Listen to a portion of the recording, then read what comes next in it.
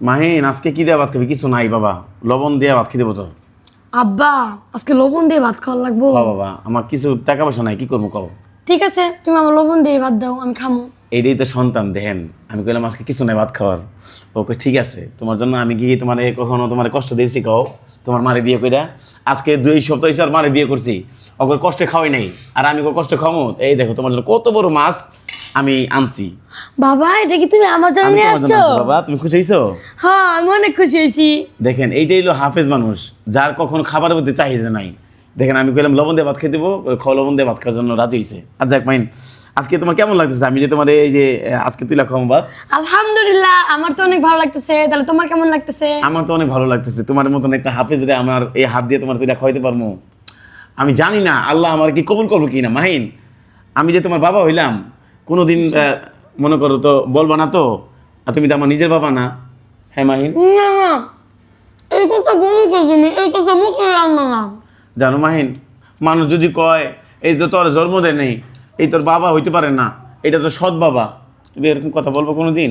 না না না না, মানুষের কথা বিশ্বাস করবে না তুমি। যাই হোক, দেখেন আমি খুশি হইলাম আসলে এরকম সন্তান পেয়ে। একটা হাফেজ মানুষ পাই আমি কত খুশি হয়েছি দেখছেন।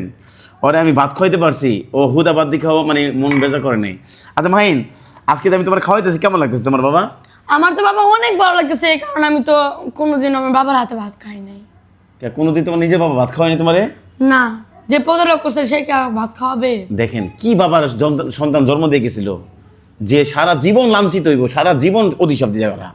আচ্ছা মাহিন, তোমার তো বাবা চলে গেছে, ও লোকের ব্যাপারে তুমি খারাপ কথা বলো কেন বলো?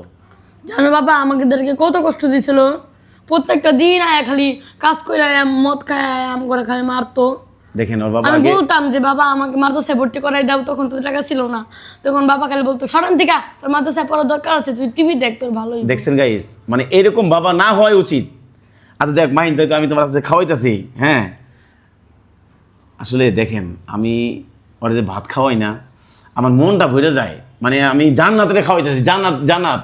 এই পরিবারটা গাইস জান্নাতি পরিবার, আপনি এটা মনে করবেন। আমার নিজের সন্তান না হইলো, আমি জন্ম না দিলেও তবুও মনে করেন আমি নিজের সন্তান আমার এটা। আপনি এটা ওইরকম মন্তব্য করবেন না। আচ্ছা মাহিন, যেহেতু আমি তোমার খাওয়াইতেছি, তাই একটা সুন্দর কোরআন তেলাওয়াত করো। আল্লাহ তাআলা জানি এই উপলক্ষে জানি তোমার বাবার কবুল করে, আমাকে জানি আল্লাহ কবুল করে। হ্যাঁ বলতেছি, আউযু বিল্লাহি মিনাশ শাইতানির রাজিম, বিসমিল্লাহির রহমানির রহিম, আম্মা ইয়াতাসাআলুন আনিন নাবাইল আযীম আল্লাযী হুম ফীহি মুখতালিফুন কাল্লা সায়ালামুন সুম্মা কাল্লা সায়ালামুন আলাম নাজআলিল আরদা মিহাদা সাদাকাল্লাহুল আযীম।